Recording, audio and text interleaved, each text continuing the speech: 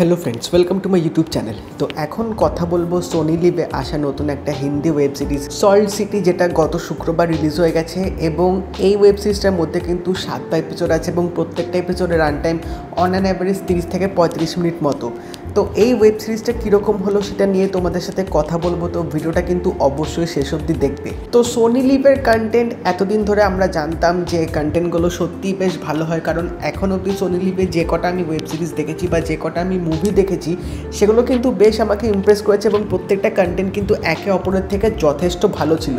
But সেই জিনিসটা হয়তো এই সিরিজটা দিয়ে সেই ব্যাপারটা ভেঙে দিয়েছে, কারণ সল্ট সিটি ওয়েব সিরিজটা আমি যে এক্সপেকটেশনস নিয়ে বসেছিলাম, কারণ সিরিজটার মধ্যে যেরকম বড় বড় মাপের অভিনেতা অভিনেত্রী আছে, তো ভেবেছিলাম ভালো কিছু একটা দেখতে চলেছি। বাট এই সিরিজটা দেখে আমি রীতিমতো ডিসঅ্যাপয়েন্ট হয়েছি, এবং ডিসঅ্যাপয়েন্টই না, এই সিরিজটা দেখে আমি প্রচণ্ড রকমের বোরও হয়েছি। তো গল্পটা যদি একটু করে বলে দিই, এখানে একটা ফ্যামিলির গল্প দেখানো হচ্ছে যারা নিজেদের হোম টাউন ছেড়ে মুম্বাইতে শিফট হয়েছে, এবং এই ফ্যামিলির মধ্যে যে হেড মানে যে বাবা, সে হচ্ছে পিয়ুষ মিশ্রা, এবং তার ছেলে মেয়ে আছে অনেক। তো একটা ফ্যামিলির মধ্যে যে বন্ডিং থাকে বাবা মাদের মধ্যে, বা বাবা তার বাচ্চাদের মধ্যে, বা ভাই বোনদের মধ্যে যে সম্পর্কগুলো থাকে, বা জামাইবাবুর সাথে যে শালাশালিদের যে সম্পর্ক থাকবে, তো প্রত্যেকটা সম্পর্কই কিন্তু বেশ গন্ডগোল দেখিয়েছে এই সিরিজটার মধ্যে। মানে কারোর সাথে কারোর সম্পর্ক একদম ঠিক নেই, সবার লাইফে এখানে একটা প্রবলেম চলছে, কারো প্রফেশন নিয়ে প্রবলেম চলছে, কারো পার্সোনাল লাইফ নিয়ে প্রবলেম চলছে, কারো ম্যারেজ লাইফ নিয়ে প্রবলেম চলছে, কেউ আবার বিয়ে করেও খুশি নেই। তো অনেক রকমের প্রবলেম কিন্তু এই সিরিজটার মধ্যে দেখানোর চেষ্টা করেছে, এবং এত কিছু জিনিস দেখাতে গিয়ে কিন্তু ডিরেক্টর এখানে পুরো জিনিসটাকেই গন্ডগোল করে ফেলেছে, কারণ এখানে স্ক্রিন প্লেটা সেই হিসাবে কিন্তু সাজাতে পারেনি। তো 7টা এপিসোড হওয়া সত্ত্বেও সিরিজটাকে যেভাবে এখানে নিয়ে গেছে, গল্পগুলোকে যেভাবে দেখিয়েছে, এটা কিন্তু একটা ভালো ম্যাচিওর একটা গল্প কিন্তু হতে পারতো। বাট এখানে এই প্রবলেমটা হয়ে গেছে যে এখানে কিন্তু ডিরেক্টর প্রত্যেকটা রিলেশনশিপের যে প্রবলেমগুলো যে চলছে, কেন একে অপরের সাথে বনিবনা হচ্ছে না, কেন এখানে অনেক রকম সিচুয়েশান তৈরি হচ্ছে, কেন এখানে বাবা তার ছেলে মেয়েদের এরকম ট্রিটমেন্ট করছে, বা কেন তার বাবা তার এই ছেলেটাকে বেশি প্রেফারেন্স দিচ্ছে, বা ওই ছেলেটাকে সেভাবে দেখছে না, বা তাকে সেরকম প্রাধান্য দেয় না, কেন এই জিনিসগুলো হচ্ছে, সেই ব্যাপারটা কিন্তু এই সিরিজটার মধ্যে সেইভাবে ফোকাস করেনি, সেইভাবে দেখায়নি, যার জন্য কিন্তু তোমরা বুঝতে পারবে না যে কেন ফ্যামিলির প্রত্যেকের অবস্থা এরকম।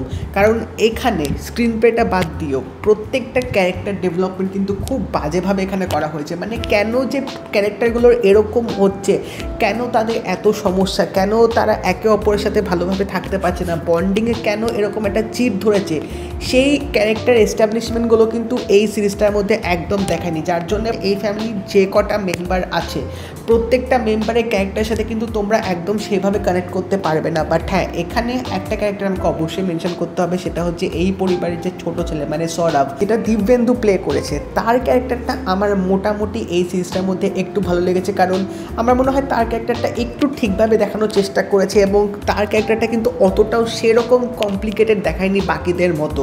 এবং এখানে পারফরমেন্সের দিক থেকে যদি বলতে হয়, সত্যি কথা বলছি, দিব্যেন্দু শর্মার পারফরমেন্সটা কিন্তু আমার ভালো লেগেছে, কারণ এখানে পিয়ুষ মিশ্রাকে যেভাবে ক্যারেক্টারটা দেওয়া হয়েছে, মানে বাবার রোলটা যেভাবে দিয়েছে, তিনি যথাসাধ্য চেষ্টা করেছিলেন ফোটানোর জন্য। বাট ক্যারেক্টারটা যদি ডেপথ না থাকে, তাহলে একটা তাবড় অভিনেতাকে দিলেও কিন্তু সেই ক্যারেক্টারটাকে সেভাবে দাঁড় করাতে পারবে না। এবং তাছাড়াও বাকি যে কো অ্যাক্টার্সগুলো আছে, তারা নিজেদের অভিনয়টা ঠিকঠাকভাবে দেখানোর চেষ্টা করেছে। বাট যেটা সবচেয়ে গোড়ায় গলদ হয়ে গেছে, সেটা অবভিয়াসলি স্ক্রিন প্লের সাথে এখানে ক্যারেক্টারের ইম্প্রোভাইজেশনটা, যার জন্যে এই সিরিজটা মানে এত ভালোভাবে যে ট্রিটমেন্টটা দেখানোর চেষ্টা করেছিল, সেটা ডিরেক্টর কিন্তু দাঁড় করাতে পারেনি। তো প্রত্যেকটা রিলেশনশিপের কিন্তু লেয়ার্সগুলো ঠিকঠাকভাবে এখানে ডিরেক্টর দেখাতে পারেনি, যার জন্য সিরিজটা যখন তোমরা দেখবে তোমাদের কিন্তু মনে হবে যে কোথাও হয়তো একটা খাপছাড়া ভাব থেকে গেছে।